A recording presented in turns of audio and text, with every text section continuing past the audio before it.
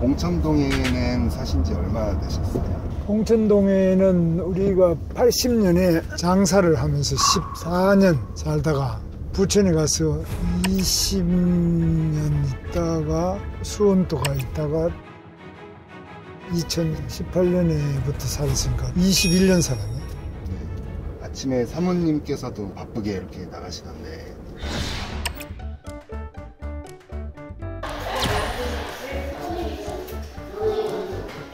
사모님은 어떤 일? 모르겠는데 나는 뭐. 오늘 매일신문 유튜브. 그리 갔구나. 매일신문가. 예. 사모님을 처음 딱 만났을 때 한눈에 반하신 거예요?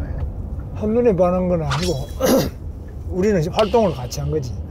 금속노동조합 영등포 지역지부라는 게 있어요. 나는 청년부장이고 집사람은 이제 여성부장이고 회의 하면서 보기도 하고 뭐 이러다가 제가 한번 이야기를 해봤어요. 뭐 어떤 결혼할 사람이나 이런 사람이 있냐 그러니까 없다 그래. 그래서 이제 그러면 나하고 좀 결혼하면 어떠냐 그러니까 결혼할 생각도 없대. 그래 하다가 삼청교육 대상이 돼가 내가 우리 집 사람한테 내가 부탁을 했어요. 그 마침 다락방에 하나 있다는 거예요. 계엄 끝날 때까지 거기 있다가 끝난 다음에 결혼을 하게 된 거죠. 그때 사진 보면 사모님께서 여성복 정장 같은 거 입고 하셨더라고요. 그래도 이제 머리에 뭐 꽃도 하나 얹고. 근데 왜 그렇게 그때는 생각도 못했지. 드레스는 고사하고 그다음 밖에는 전부 전경 차량이 한 4대 정도. 전경 차량? 서울대 사거리. 그건 이제 위장 결혼이다. 이놈들이 이거는 위장 결혼을 해서 시위하러 나올 것이다. 이 하객을 가정해가지고 우리가 위장 결혼 아니고 진짜 결혼이니까 자기들은 뭐 와서 감시하고 이게 상시했어 돈입니다. 내가 공개한 최상체. 오늘 정말 많습니다. 스케줄이.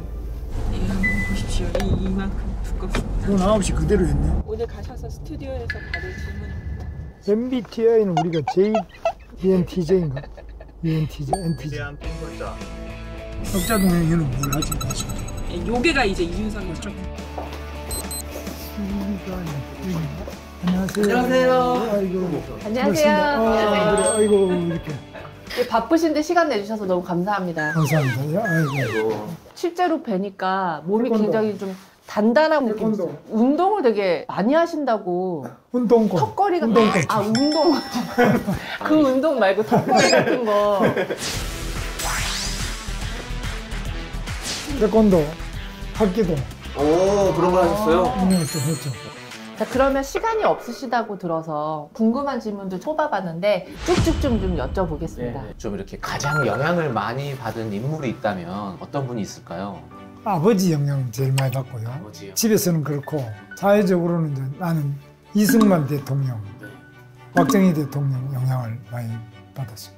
대학 시절에 박정희 물러가라. 그렇죠. 이걸로 운동을 하셨던 후보님이신데 박정희 전 대통령이 이렇게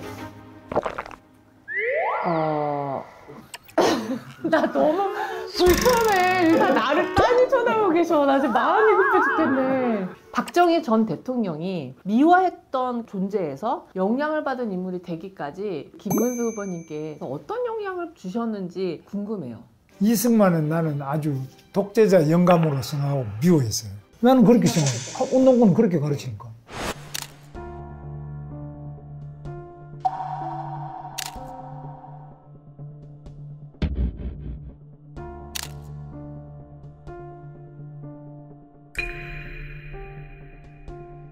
근데 나중에 이승만 공부를 해보니까 이승만이 학생운동권의 1세대예요. 그분이 배제학당 다닐 때부터 그리고 민주주의 이걸 해야 된다고 막 주장해와 민주적으로 하자 이렇게 하니까 사형선고를 받았어요. 감옥에 갔습니다. 그러니까 이승만을 세려본 거고. 두 번째, 박정희는 나는 고속도로는 안 돼. 국도가 있는데 왜 고속도로는? 그때 차가 별로 없었어요.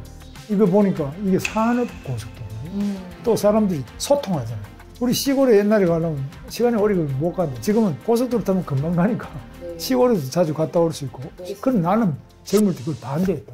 내가 박정희 대통령 묘소에서 당신의 무덤에 침을 뱉던 제가 이제 당신의 무덤에 꽃을 고칩니다. 내가 눈물이 많이 나더라고요. 우리가 대학 다닐 때 늘 재벌과 빈곤 이런 책이 있었어요. 러시아 혁명, 중국 공산당의 혁명 이야기, 평등 없고 세금도 없고 빈부격차도 없다. 근데 우리나라는 반대다. 이렇게 지금 계속 배웠어요. 운동권에서. 근데 소련이 붕괴되고 소련에 제 친구들도 갔다 오고 이렇게 들어보면 소련이 오히려 더 가난하고 더 불평등하고 자유도 없고 개방이 되면서 그 실상을 보게 됩니다. 그러면서 내 생각이 결정적으로 바뀐 거죠. 아, 그게 우리의 유토피아가 아니고 지옥이구나. 그걸 알게 돼요. 김문수 후보님은 진보 쪽에 계시다가 보수 쪽으로 전향을 하신 그런 좀 특이한 이력의 삶을 사셨기 때문에 그 계기가 굉장히 중요했고 긴 시간을 할애해서라도 꼭 들어야겠다는 생각에 좀 길어졌습니다. 의원님, 의논드리고 싶은 거는 정말 더 자세한 얘기로, 왜냐면 어디 가서도 뭐 토론 같은 데 하면 맨날 말문 막히고 잘리고 이래서 들을 수가 없어요. 차라리 1부는 지금 아침 여기까지만 찍고 더 자세한 얘기들을 밤에 좀 찍으면 어떨까요? 밤에 10시가 넘죠. 11시? 10시 반 정도 일정이 다 마치는 걸로 돼요. 하여튼 뭐 시간 되면 맞춰보죠. 예.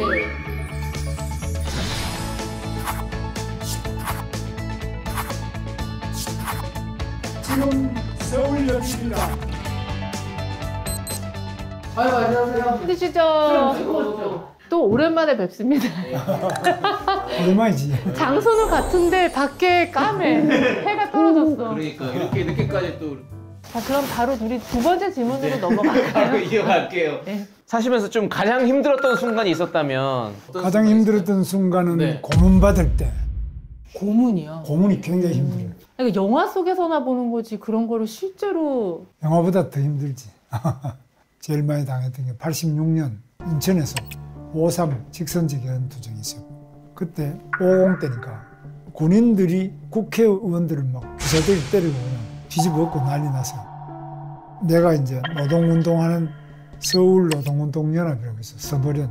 제가 이제 제일 두목이고, 그 밑에 이제 박노해, 심상정이 이런 사람들이 이제 쭉 있어. 그때 이제 잠실의 어떤 아파트에서 회의를 하는데 이 사람들이 쳐들어왔는데 처음부터 두드려 펴는데 가자마자 이제 심상정 이런 사람 찾아내라. 이제. 나는 말할 수가 없잖아요. 말 안 하니까 이제 전기고문, 물고문 이런 걸 막 하는데, 전기고문은 이제 빨가벗겨 놓고 큰 의자 있는데 묶어 이렇게 손가락에다가 구리선을 이렇게 감아.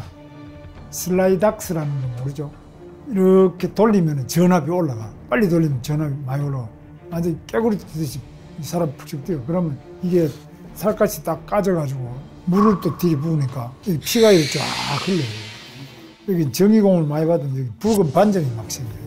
그리고 오줌이 안 나오고 하도 많이 맞아가지고 얼굴이 틀어지고 전부 상처고, 나중에 도저히 죽겠다 해서 죽으려고 이렇게 땅바닥에 머리를 찧어서 죽어보려고 이렇게 하면은 두구레가 딱 묶어놓으면 이게 머리를 아무 찧어도 죽을 수가 없어요. 소리를 또 막 지르면 방성구가 있어요. 혀를 이렇게 딱 눌러버리는 거예요. 이렇게 혀를 딱 눌러보면 소리가 안 나와요. 다 묶어놓고 방성구에다가 두구 같은 거 씌워놓으면 소리도 못 지르고 뭐 꼼짝 못하는 거죠.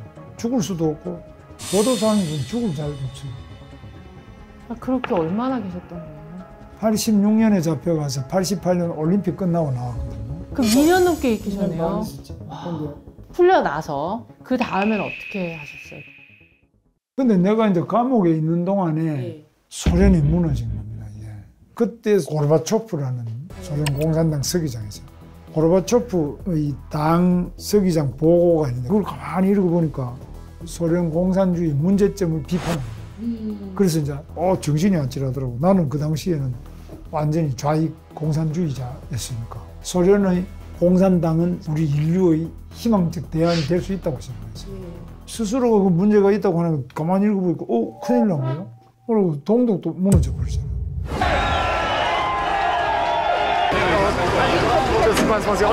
나는 이거 어떻게 해야 되느냐. 나는 그런 사회를 유토피아로 생각하고 운동을 했는데 그게 무너져 버려요. 거기서 내가 이제 생각을 완전히 바꿨지. 결론은 현실은 그렇게 유토피아가 없는 거야. 모든 인권이 보장되고 모든 사람이 평등하고 이런 사회는 현실은 없다. 조금씩 내가 현실을 고쳐나가는 것밖에 없다. 혁명으로부터 점진적 기량으로 간 수밖에 없다. 그런 거를 깨닫게 되면서 이제 우리 후보님의 이데올로기가 완전히 바뀌게 된. 그것이 90년. 그래서 92년에 내가 민중당을 했어요. 민중당이 뭐예요? 민중당은 현재의 진보당하고 민주노동당 이런 거 섞어놓은 거 비슷한. 근데 이제 고전에는 나는 뭐냐 하면은 지하혁명당이라고 그래. 그거를. 지하혁명당이 내가 원래 하던 거예요. 숨어가지고. 지하혁명당 이름 무섭다. 민중당은 어떻게 하게 됐냐면 지하혁명당 아닌 직접 선거에서 나는 한번 심판을 받아보자. 내가 우리 선배들하고 이제 민중당을 한 거예요. 근데 이제 92년에 선거인데 선거에서 우리가 국회의원 한 명도 당선 못 시키고 1점 몇 %밖에 못 받아요. 민중당이 그냥 실패하는 게 아니고 민중당의 그 당 대표를 했던 사람 중에 한 사람이 북한에 간첩이었어. 김낙중이라고. 그분은 수십 년 동안 고려대학교 교수도 하고 글도 쓰고 다 그렇다는 거야. 그 간첩인 줄 모르셨어요? 모르지 어떻게 알아요. 그런데 간첩들이 내색을 안 하지. 이선실이라고 알아요? 근데 이 할머니가 민중당을 도와줬는데 우린 돈이 없어 복사기를 못 샀어. 복사기를 그 할머니가 사줬어. 근데 또 나중에 보니까 이 사람이 간첩에 북한에 아주 고위직이야. 이선실 씨가? 북한 대규모 간첩단의 총책인 이선실은 북한 권력 서열 22위 보물 공작원인 것으로 밝혀졌습니다. 아니 이거 완전 간첩만 다 간첩이 그 당이야. 아니 그래가지고 다 잡혀갔지 또. 그러니까 해산. 그래서 이런 과정을 거치면서 야 이게 아니구나. 민주당이 해산되고 나서 난 또 김영삼 대통령이 서울대 좌익 서클이 있는데 거기 국회의원 중에 김덕용이라는 사람이 있어요. 서초구에. 이런 사람이랑 김정남이라는 청와대에 지금 근데 질문이 8개가 남았거든요. 그래 8개 하자고. 오늘 밤새도 좋으니까. 그래서 그런 사람들이 전부 우리 서울대학의 지하 운동권의 좌익들이야. 그래가 좀 들어오라 그래서 나도 거기 이제 들어간 거야. 그래서 민주자유당, 김영삼 당에 들어간 거지. 그럼 왜 민주당에 안 갔냐 이 질문 아니에요? 뭐 그때는 민주당이나 민자당이나 뭐 거의 비슷해요. 내가 가려고 하는 민주주의의 길은 말이야. 내 양심을, 마음을 이 전두환이가 뺏지는 못해. 이렇게 내가 이야기해드린 그런 방송이나 언론이 없어요. 우리 홍진경 씨한테만 이야기를 하고.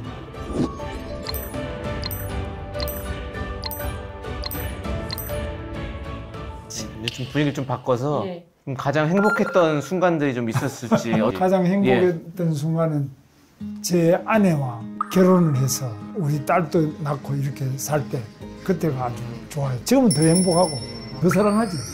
그렇게 좋으시면은 마지막 키스는 뭐 요즘도 매일 하지. 뽀뽀. 키스를 매일 하신다고요? 아내를 사랑하는 거는 시간이 갈수록 더 사랑하지. 우리 집사람은 나를 그렇게 안 좋아해도 나는 점점 더 좋아지지.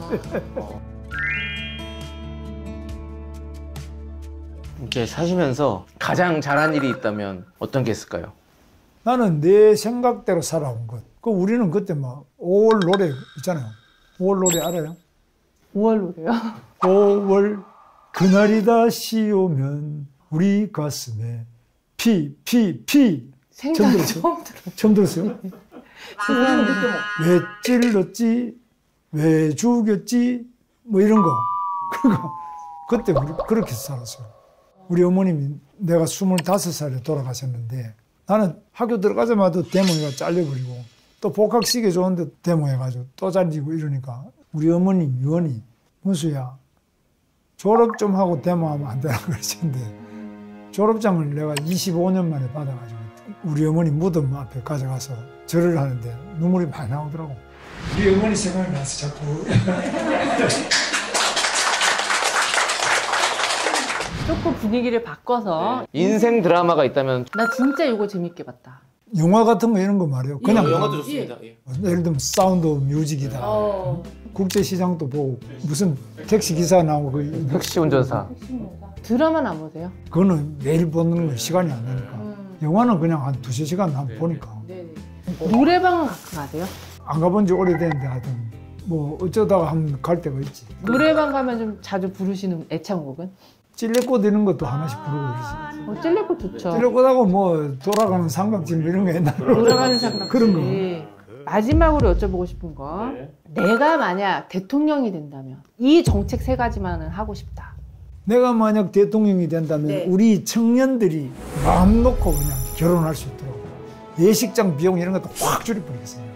결혼하는 것 자체를 국가가 굉장히 중요하게 지원하겠다. 그 다음에 애 낳으면 무조건 1억씩. 갑자기 너도 나도 다 애 하나씩 낳아. 그러면 돈이 어떻게? 1억 준다 그러면 애만 낳으면은 지금은 23만 명 조금 더 낳아요. 그러니까 23조가 들어가요, 1년에. 지금 저출산이 어느 정도면 0.75잖아요. 이 세계 최저잖아요. 1억 준다고 해서 애 하나씩 낳으면 우리 국가로도 대박이죠. 이거를 그럼 누가 하느냐? 아기를 돌보는 게 문제예요. 적어도 중학교 1, 2학년까지는 돌봐줘야 되거든. 학교에 요즘에 늘봄이라고 있어요. 이걸 대폭 강화해줘야 돼요. 그래서 교대 4대 나온 사람들을 방과 후 선생님 것도 뽑아주는 거예요. 그 예산을 쓰는 게 훨씬 사고도 믿을 수 있고 안전하고 좋단 말이에요. 그 다음에 내가 이제 그 경기도지사 할 때는 했는데 이천에 하이닉스 가면은 3교대래요. 밤에 출근하는 엄마들이 이제 애 맡길 데가 없잖아요. 그리고 24시간 어린이집을 경기도 이천에 만들었어요. 돈이 많이 들어가지만 그렇게 하니까 이게 인기가 있어가 어린이집 더 지었어요. 우리 시와 도가 돈을 써가지고 어린이집을 24시간 돌아가게 해줘요. 근데 남편이 육아를 같이 하잖아.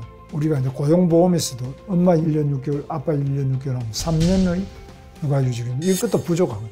이거 더 줘야 돼요.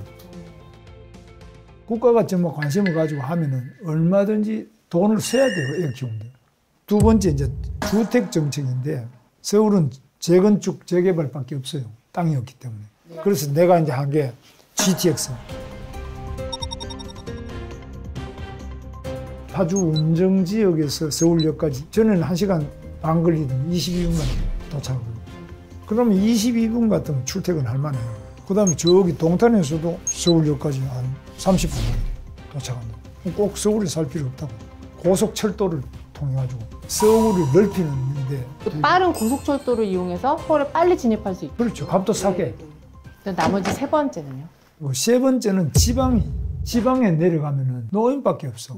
지방에 젊은이들이 살 수 있게 해줘야 돼. 지방을 어떻게 살리죠? 그 지방을 살릴 수 있는 거는 첫째는 서울 중심으로 돼 있는 거를 지방에다가 과감하게 권한을 주는데 예를 들면 부산이다. 부산 면적의 34%가 그런 벨트예요. 우리 몇 플러스 거기다가 공장을 짓냐면 뭘 하냐 이런 거는 부산시장한테 준다는 거예요. 지금은 이걸 일일이 국토부 중앙으로 가져가야 돼요. 중앙에서 도장을 찍어줘야만 얘기할 수 있어요. 근데 이거를 지방에다가 권한과 돈을 나눠주는 겁니다. 두 번째는 지방의 교육이 굉장히 중요한데 애들 학교 때문에 파락군으로 가자. 지방에 있으면은 지역의 좋은 학교, 의과대학이나 약학대학 입학생을 그 지역에서 초, 중, 고를 나온 사람만 거기 의과대학에 들어가는 사람을 반은 그렇게 해라. 그런 지방에 우선권을 준단 말이에요. 와, 귀한 시간 내주셔서 너무 감사하고요. 가시기 전에 찔레꽃 한번 신청곡으로. 나는 노래 잘 못 부른다 하여튼 한번 불러볼까?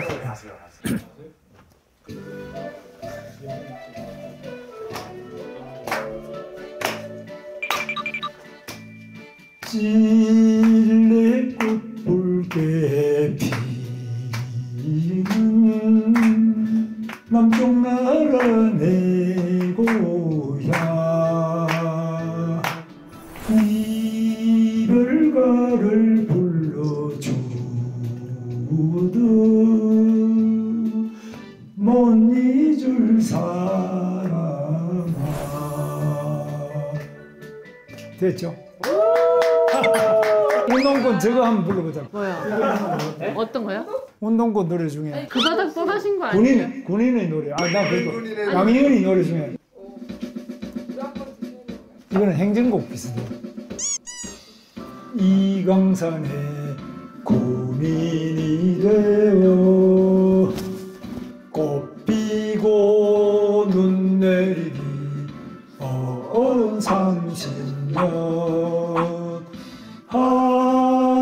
다시 못 올 물러난 내 청춘 부사들로이로다.